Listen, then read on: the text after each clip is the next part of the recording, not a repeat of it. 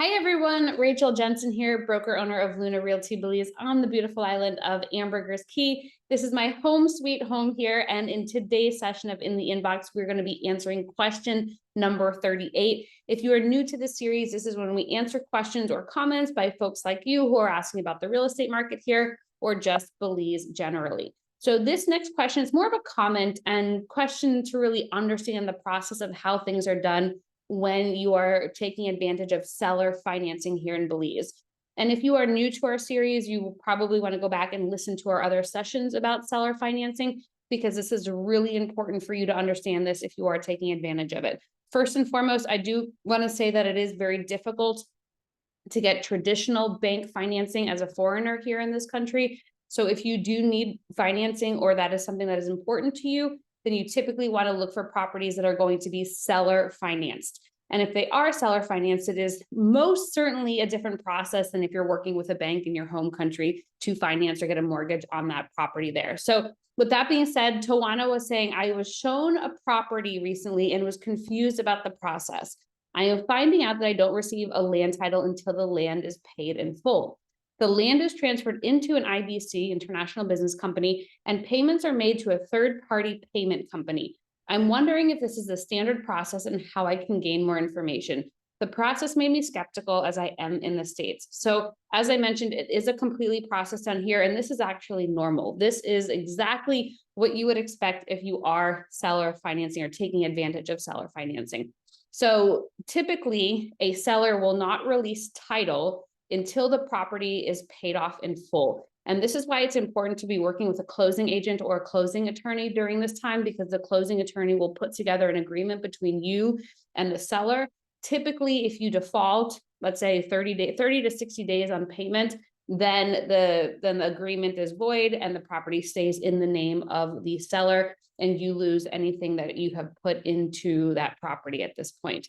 So typically title is not transferred because there's a lot of risk that the seller will take on if you do default, and there's a lot of paperwork, a lot of fees that would have to go into retransferring it and retitling it into the name of the seller.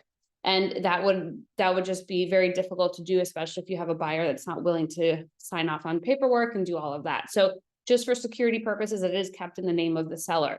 Now, Tawana is mentioning something else here, which is about an IBC, International Business Company. So in this case, Tawana is looking at a property that's titled in the name of an international business company. The business company is the owner, and then the asset within that IBC is the land. And so what she would be doing is receiving shares of that IBC once the property is paid in full. So yes, that is a standard process, but it is also why I highly recommend that you are working with a closing agent or attorney, because they're going to document all of this for you. Having that documentation is very important. In this case here, Tawana said that the payments would be made to a third-party payment company, which sometimes is or isn't the case. Sometimes payments are going into an escrow account. Sometimes they're going directly to the seller. I'd say in more cases than not, the payment is going directly to the seller. So that is something to consider, especially if you're doing monthly payments. You can do a monthly wire, and hopefully they have Zelle or an ACH payment, so you're not paying that wire fee. But that is something that you also have to consider into your monthly expenses as you are if you are taking advantage of the seller financing. So I just wanted to reiterate that yes, this is standard. Expect this to be the process for anybody who is taking advantage of seller financing. And again, that's why I just reiterate, I think it says 3 times now, but that's why I would reiterate having that closing agent who is representing you to make sure that all of the documents are squared away as you are going through that process and making it happen. So yes, you'll close when the property is paid off in full.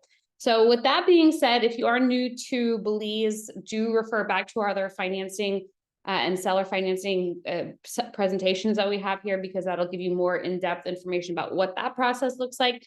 However, if you are thinking about relocating here to Belize, I highly recommend that you reach out for this free e-copy of our lifestyle guide. This is for people who are looking to planning or looking to spend more time here in the country, whether it's a few months at a time, or perhaps you're looking to relocate. A lot of good details in here for you that you really want to be looking at prior to coming down full time, or at least for a longer period of time.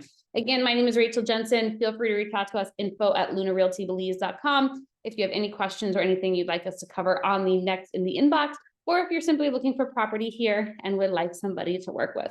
Thank you, everybody. Have a great day.